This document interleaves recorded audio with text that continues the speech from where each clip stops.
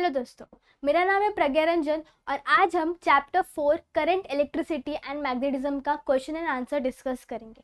तो चलिए स्टार्ट करते हैं। हमारा पहला क्वेश्चन है, fill in the blanks. Water in the waterfall flows from higher level to the lower level because of dash. तो पानी हमेशा ऊपर से नीचे फ्लो करता है, किस वजह से? तो हमारा आंसर है ग्रेविटेशनल अट्रैक्शन, क्योंकि ग्रेविटी होती है तो इस वजह से पानी, कुछ कोई भी चीज़, नॉट इवन सिर्फ पानी ही नहीं, कोई भी चीज़ ऊपर से नीचे फ्लो करता है। तो हमारा आंसर है gravitational attraction. Second is, in an electric current electrons flow from a point of dash potential to the point of dash potential. तो हमारा आंसर है कहाँ से कहाँ, मतलब higher potential to lower potential. तो हम लिख सकते हैं इधर हायर पोटेंशियल और इधर लिखेंगे हम लोअर पोटेंशियल। कभी भी कोई भी potential higher to lower flow करता है।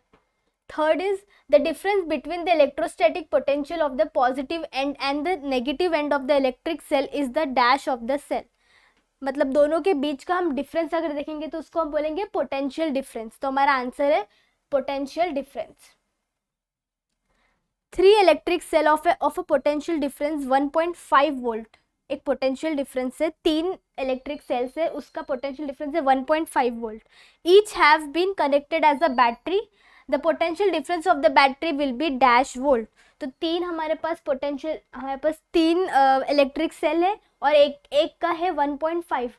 उसी तरीके से 3 अगर अटैच है तो हम 1.5 को 3 बार प्लस करेंगे तो हमारा आंसर आ जाएगा 4.5। तो इसका आंसर है हमारा 4.5 volt. An electric current flowing in a wire creates dash around the wire.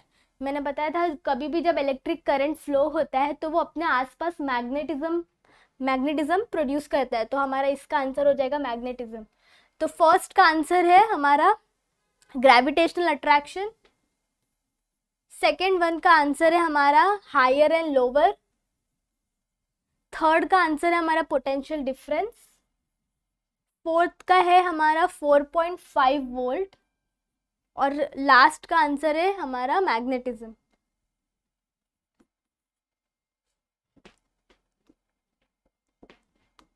Next is,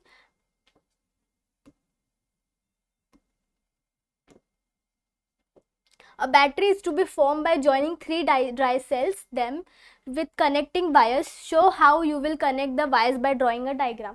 तो हमें 3 सेल को कनेक्ट करना है, हमें बताना है कि हम कैसे कनेक्ट कर पाएंगे।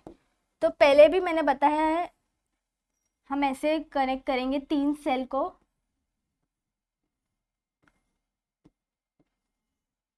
एक सेल ये होता है, तो हमें ऐसे 3 सेल को कनेक्ट करना है। तो ये हमने कनेक्ट कर दिया। लंबा है जो वो पॉजिटिव होता है और छोटा एंड होता है वो नेगेटिव होता है, और कभी भी नेगेटिव एंड पॉजिटिव एंड से कनेक्ट होता है। तो ये है हमारा डायग्राम, ठीक है। Next question is, in an electric circuit a battery and a bulb have been connected and the battery consist of 2 cells of equal potential difference. एक इलेक्ट्रिक सर्किट है, उसमें एक बैटरी है एंड एक बल्ब कनेक्ट है। If the bulb is not glowing, then which test you will perform in order to find out the reason for the bulb not glowing? तो एक circuit, electrical circuit है, उसमें bulb connect है। अब पूछ रहे हैं ये है कि बल्ब, इतना कनेक्शन के बाद भी बल्ब ग्लो नहीं हो रहा है, ठीक है। अगर नहीं ग्लो हो रहा है तो व्हाट आर द रीजंस कि वो ग्लो नहीं हो रहा है? तो हम इसके मतलब बहुत सारे रीजन हो सकते हैं ग्लो होने के, नहीं होने के। तो हम एक एक करके देखेंगे। The following test should be perform to find the reason why the bulb is not glowing. हम बहुत सारे टेस्ट परफॉर्म करेंगे, उस हिसाब से हम देख लेंगे कि क्यों नहीं ग्लो हो रहा है। पहला है, check how the terminals of the batteries are connected to each other. जो हमारे उनके एंड पॉइंट्स है, टर्मिनल्स मतलब जो एंड होते हैं, वो देखना है कि अच्छी तरीके से कनेक्टेड है भी या नहीं। Ensure that the positive terminal of one battery is connected to the negative terminal of the other battery. This is important. जो नेगेटिव टर्मिनल, ये जो नेगेटिव टर्मिनल्स हैं वो हमेशा पॉजिटिव टर्मिनल से ही कनेक्ट होने चाहिए। अगर नहीं हुआ तो ऑब्वियसली बल्ब ग्लो नहीं करेगा, तो वो हमें चेक करना है। If the batteries are connected in this way and even the bulb is not glowing, go for the next test. ये हमारा पहला टेस्ट, हम देखेंगे कि ये पहला रीज़न हो सकता है बल्ब नहीं ग्लो होने का, कि may be positive terminals positive को ही अटैच हो, ये एक प्रॉब्लम हो सकता है। लेकिन अगर ये भी करेक्ट किया है आपने, मतलब अच्छे से आपने पॉजिटिव को नेगेटिव से अटैच किया है, फिर भी ग्लो नहीं हो रहा है, तो हम दूसरे स्टेप पे जाएंगे। Check for the broken wires in the circuit. Ensure that the wires used for the connecting the various electrical components are not broken in between. जो wires है वो एकदम अच्छे से होने चाहिए, ऐसे broken या टूटे हुए नहीं होने चाहिए। Ensure that the circuit is closed. Even after ensuring that the wires are not broken in between, the bulb does not glow. Move to the next step. देखो आप आपका कनेक्शन अच्छे से स्ट्रॉन्ग कनेक्शन किया है या नहीं, या बीच में कभी कनेक्शन एक एंड से कनेक्शन हुआ ही नहीं है, ये भी एक पॉसिबिलिटीज़ हो सकती है। लेकिन ये भी हुआ फिर भी आपका बल्ब ग्लो नहीं हो रहा है, तो हम आप तीसरे स्टेप पे जाएंगे, which is check how the connecting wires are connected to the bulb. Ensure that the bulb is connected to the batteries using the connecting wires as shown in the below. Even now, if the bulb does not glow, replace the bulb or the batteries with a new one. तो last step हम देखेंगे कि देखना है कि bulb अच्छे से batteries को कनेक्टेड है या नहीं। एक डायग्राम दिया है, इस तरीके से अगर वो कनेक्ट हुआ तो आपका सब कुछ अच्छा है। इसके बाद भी अगर प्रॉब्लम हुआ तो मतलब आपके प्रॉब्लम आपके कनेक्शन में नहीं, प्रॉब्लम आपके बल्ब या आपके बैटरी में, तो आपको उसे रिप्लेस करना पड़ेगा। तो ये हमारे 3 स्टेप्स है, ठीक है। तो ये हमारा क्वेश्चन सॉल्व हो गया। फिर हमारा 4th क्वेश्चन है, electric cells having 2 volt potential difference each have been connected in the form of a battery. एक इलेक्ट्रिक सेल है, उसका पोटेंशियल डिफरेंस है 2 वोल्ट एंड वो ऐसे मतलब बैटरी के फॉर्म में कनेक्टेड है। What will be the total potential difference of the battery in both cases. अभी 2 डायग्राम्स दिए हुए हैं, दोनों कनेक्शन है, हमको बताना है कि वो उनका टोटल पोटेंशियल डिफरेंस कितना है। टोटल पोटेंशियल डिफरेंस कैसे फाइंड करते हैं, अगर हमको एक दिया है तो हम उसी तरीके से हम देखो इधर जैसे कि 3 सेल है, तो हम 2 वोल्ट को उतनी बार हम ऐड कर सकते हैं। जैसे कि मैं आपको दिखाती हूँ। तो पहला वी हैव, पहले में हमारे पास 3 सेल है, मतलब एक का 2 वोल्ट है, तो 3 का कितना होगा, तो 2 + 2 + 2, हम 2 को 3 बार प्लस करेंगे तो हमारा आंसर आ जाएगा विच इज 6 वोल्ट। तो फर्स्ट का आंसर है 6 वोल्ट। और सेकेंड में वी हैव 1 2 3 4, हमें पास 4 कनेक्शन है, तो हम सेम वे हम 2 को 4 बार प्लस करेंगे तो हमें मिल जाएगा 2 + 2 + 2 + 2 विच इज 8 वोल्ट। तो फर्स्ट का आंसर है 6 वोल्ट एंड सेकेंड का आंसर है 8 वोल्ट। जितना कनेक्शन होगा उतना ही ज़्यादा हमारा पोटेंशियल डिफरेंस होगा, ठीक है। Next question is, describe the construction working and usefulness of a dry cell with the help of a diagram.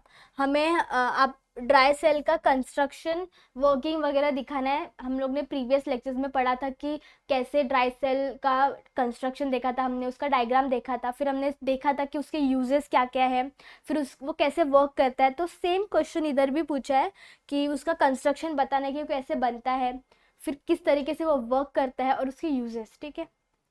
ये आपके 4-5 मार्क्स के आ सकते क्वेश्चन।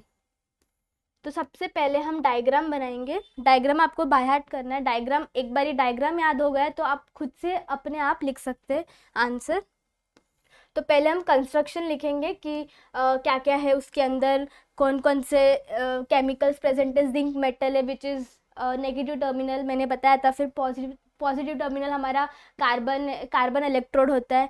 फिर उसके अंदर we have zinc chloride and ammonium chloride. Electrolyte के अंदर हमारा क्या क्या केमिकल प्रेजेंट होता है।